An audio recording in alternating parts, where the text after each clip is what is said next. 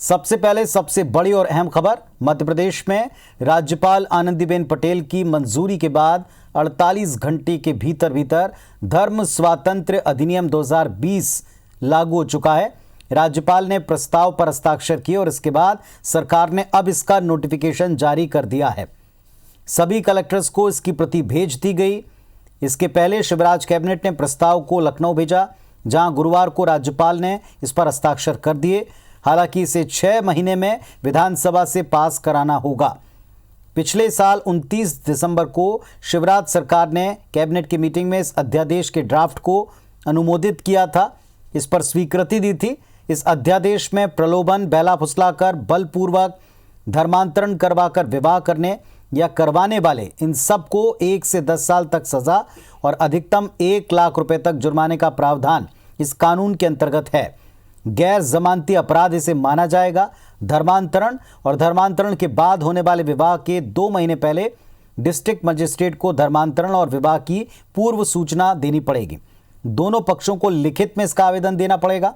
बिना आवेदन दिए धर्मांतरण हुआ, शादी हुई, तो फिर इसको अमान्य किया जाएगा और साथ में धर्मगुरु, काजी, मौलवी, पादरी जो भी इसमें सहभागी होंगे उनको 5 साल तक की सजा का प्रावधान किया है।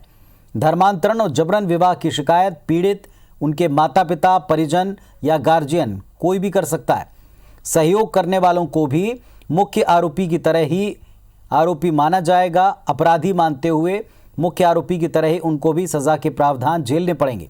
जबरन धर्मांतरण या विवाह कराने वाली संस्थाओं का रजिस्ट्रेशन रद्द होगा और धर्मांतरण या विवाह कराने वाली संस्थाओं को डोनेशन देने वाली संस्थाएं या लेने वाली संस्थाएं, उनका भी रजिस्ट्रेशन कैंसिल हो सकता है।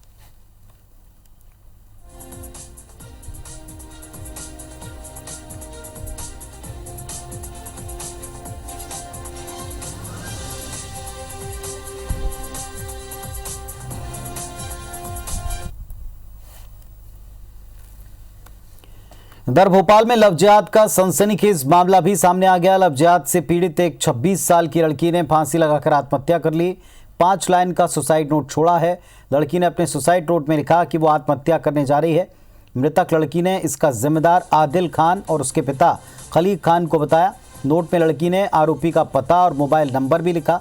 लड़की के परिजनों का आरोप है कि आदिल ने अपना नाम छिपाकर उनकी बेटी से दोस्ती की। तकरीबन 8 साल से वो अच्छे दोस्त थे। तब उसने अपना धर्म हिंदू बताया था। दोनों की अच्छी दोस्ती हो गई। आरोपी के कुछ समय से लगातार लड़की पर मुस्लिम धर्म अपनाने का दबाव बनाया जाने लगा, लेकिन जब उसने धर्म परिवर्तन से इनकार किया तो आदिल ने किसी दूसरी लड़की से सगाई कर ली और इसी बात से आहत होकर पूजा ने आत्महत्या कर ली। लव जिहाद का मामला मध्य प्रदेश सरकार के लिए लाए गए नए कानून के दायरे में दर्ज हो सकता है। नए कानून का नोटिफिकेशन जारी हो चुका है और अब इसके दायरे में ये केस आ सकता है।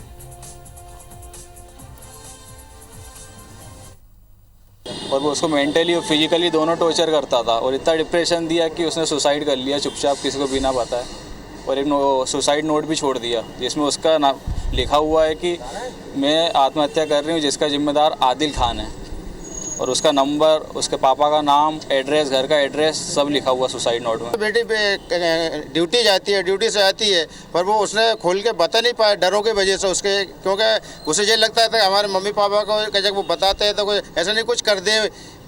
दूसरे वाले जो मोमेंटन है वो कच्चे अटैक नहीं कर दे। हम लोग गरीब आदमी हैं, ये चाहती थी कि वो बच्ची की थी, समझदार थी, पढ़ी लिखी थी। नोटिफिकेशन नहीं हो पाया धर्म स्वातंत्र्य विधेयक का मामले सामने लगातार आ रहे हैं। आज ये मामला सामने आया। आप चिंता मत कीजिए, आज नोटिफिकेशन हो जाएगा। और सुधीर दंडोतिया हमारे साथी इस वक्त भोपाल से जुड़ रहे हैं। सीधे सुधीर का रुख करते हैं। सुधीर, अब कानून बन चुका है, लागू हो चुका है। ये जिस तरीके से दावा किया गया था कि ये देश का सबसे कड़ा कानून होगा, उसको लेकर के प्रतिक्रियाएं भी उसी मुताबिक आई थी। बताएं जरा इसके बारे में विस्तार से।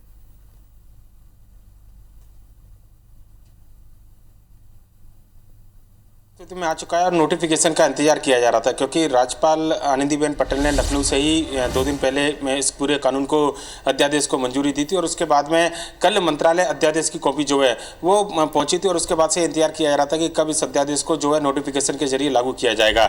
आज शाम को गृह विभाग ने नोटिफिकेशन जारी किया है, जिसमें प्रदेश के सभी कलेक्टरों को इस पूरे कानून के प्रावधान के बारे में बताया गया है और साथ ही साथ कहा गया है कि अगर इस तरीके के मामले सामने निकल कर आते हैं तो नए जो धर्म स्वातंत्र विधेयक है उसके अंतर्गत मामले में जो FIR है उसकी दर्जगी की जाए।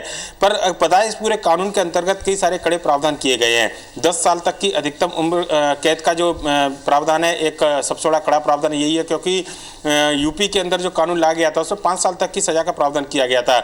इसके अलावा बात करें तो मध्य प्रदेश का जो कानून है उसमें 1 लाख रुपए तक का जुर्माना, साथ ही साथ 6 आरोपियों को भी 5 साल तक की सजा का प्रावधान इसमें किया गया है। जो संस्था या फिर जो धार्मिक संस्थाएं हैं जो विवाह या निकाह कराएंगी बिना बताए, उनको भी इसके दायरे में लाया गया है। साथ ही साथ अगर बात करें तो इसमें कई सारे अधिकार पीड़िता को दिए गए हैं। सबसे बड़ी बात यह है कि अगर किस तरह की शादी होती है तो इसकी 2 महीने पहले लिखित सूचना जो है वो दोनों पक्षों को देनी होगी और सूचना अगर नहीं दी जाती है तो स्वतः ही जो विवाह है उसको शून्य घोषित माना जाएगा और इसके अंतर्गत कार्रवाई करने का अधिकार जो है वो जिला प्रशासन के पास में रहेगा। साथ ही साथ अगर बात करें तो जो पिता की पैतृक संपत्ति है उसमें पीड़िता के बेटे या बेटी का जो संतान है उसको पूरा अधिकार पैतृक संपत्ति में मिलेगा, पर लेकिन धर्म स्वीकार करने का जो अधिकार है वो माता के धर्म को स्वीकार करने का अधिकार इस पूरे कानून के अंतर्गत दिया गया है।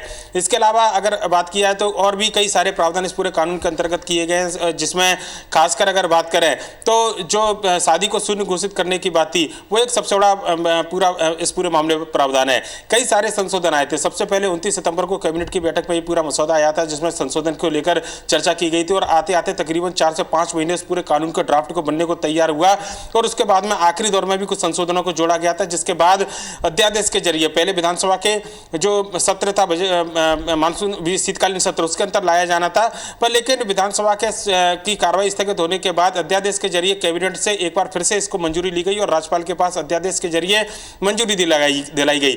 अब जाकर इस पूरे कानून को अस्तित्व में लाया गया है। आज शाम को ही गृह विभाग ने पूरा नोटिफिकेशन जारी किया है और अब ये माना जा रहा है कि मध्य प्रदेश के अंदर जो भी मामले इस तरीके के सामने निकल कर आएंगे उनके अंतर्गत कार्रवाई इस कानून के तहत की जाएगी। प्रदेश सरकार का यह दावा है कि जो कानून है मध्य प्रदेश का लव जिहाद धर्म स्वातंत्र विधेयक कानून वो देश के अंदर सबसे बड़ा कानून है, सबसे कड़ा कानून है। पुनीत, चलिए, तो सबसे कड़े कानूनों का जो दावा था ये कानून अब लागू हो चुका है और अब इस तरीके के तमाम केसेस को इस कानून के दायरे में लाकर इंसाफ देने का प्रयास होगा।